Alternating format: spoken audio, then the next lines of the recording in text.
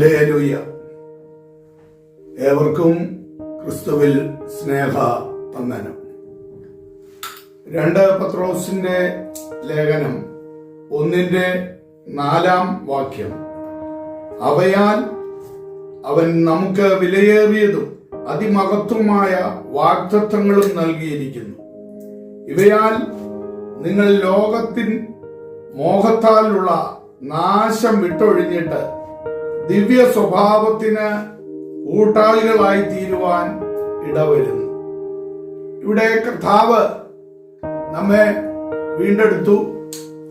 എന്നാൽ ആ ദിവ്യ സ്വഭാവത്തിന് കൂട്ടാളികളായി തീരേണ്ടത് നമ്മുടെ ഉത്തരവാദിത്തമാണ്. നമ്മുടെ ആദ്യ പാപം സ്വന്തം പ്രവൃത്തിയായിരുന്നു. നമ്മുടെ സൃഷ്ടിപ്പ് ദൈവത്തിന്റെയും പാപം നമ്മുടേതുമായിരുന്നു. മനുഷ്യന്റെ സ്വഭാവത്തിന് വിപരീതമായി ദൈവം അവന് ഒരിക്കലും മാറ്റം വരുത്തുന്നില്ല. ദൈവം മാനസാന്തരത്തിന് ആരെയും നിർബന്ധിക്കുന്നുമില്ല. കൃപയോടും ശക്തിയോടും മാനസാന്തരത്തിലേക്ക് നയിക്കുകയാണ് ദൈവം എപ്പോഴും ചെയ്യുന്നത്. നാം ചലിക്കുന്നത് ദൈവത്തിലാണ്. അതാണ് അപ്പോസ്തല പ്രവൃത്തികള് 17:28 നമുക്ക് കാണുവാനായിട്ട് കഴിയുന്നത്. എന്നാൽ ചലനത്തിന്റെ ക്രമക്കേട് ദൈവത്തിൽ നിന്നുള്ളതല്ല, അതിന്റെ ഉത്തരവാദിത്തം അവനവന് തന്നെ ഉള്ളതാണ്. ദൈവം ഭോഗേച്ഛയെ ഒരുവനിലാക്കുകയോ അതിനെ ഉത്തേജിപ്പിക്കുകയോ ചെയ്യുന്നില്ല. അതെല്ലാം അവൻ തന്നെ പാപത്താൽ ആകർഷിക്കപ്പെട്ടിട്ട് അവന്റെ ജീവിതത്തിൽ അവൻ തന്നെ ഉണ്ടാക്കുന്നതായ അനുഭവങ്ങളാണ് എന്ന് നമുക്ക് വ്യക്തമായി മനസ്സിലാക്കുവാനായിട്ട് കഴിയും. ഏദേനിൽ ആദാം ഹവ്വമാരുടെ അടുക്കൽ ആ സർപ്പം ഉപായത്താൽ കടന്നു ചെന്നു.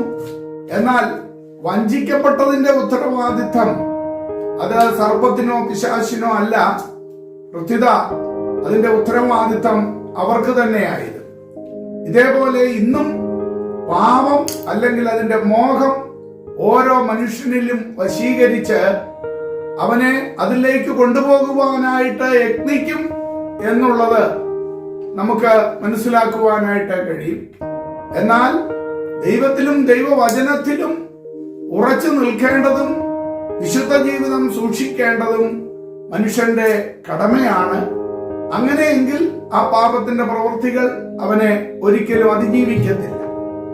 ആ ദൈവിക കരങ്ങളിൽ അവൻ ഏൽപ്പിച്ചു കൊടുത്ത് സഞ്ചരിക്കുന്നിടത്തോളം കാലം ഒരിക്കലും പാപത്തിന് അവനെ കീഴ്പ്പെടുത്തുവാനായിട്ട് കഴിയത്തില്ല. അത് കഴിയണമെങ്കിൽ പൂർണ്ണമായി ദൈവത്തിൽ ആശ്രയമർപ്പിച്ച് ദൈവവചനത്തിൽ പ്രത്യാശയോടെ ജീവിക്കുന്ന ഒരു വ്യക്തിക്ക് മാത്രമേ സാധിക്കുകയുള്ളൂ. അതിനായി നമുക്ക് ഏവർക്കും ഇടയായി തീരട്ടെ. ആമേൻ.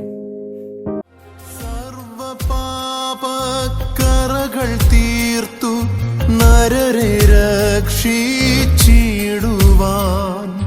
സർവപാപക്കറകൾ തീർത്തു നരരെ രക്ഷിച്ചിടുവാൻ, പൂർവിനാഥൻ യേശുദേവൻ ചൊരിഞ്ഞ തിരുരക്തമേ, പൂർവിനാഥൻ യേശുദേവൻ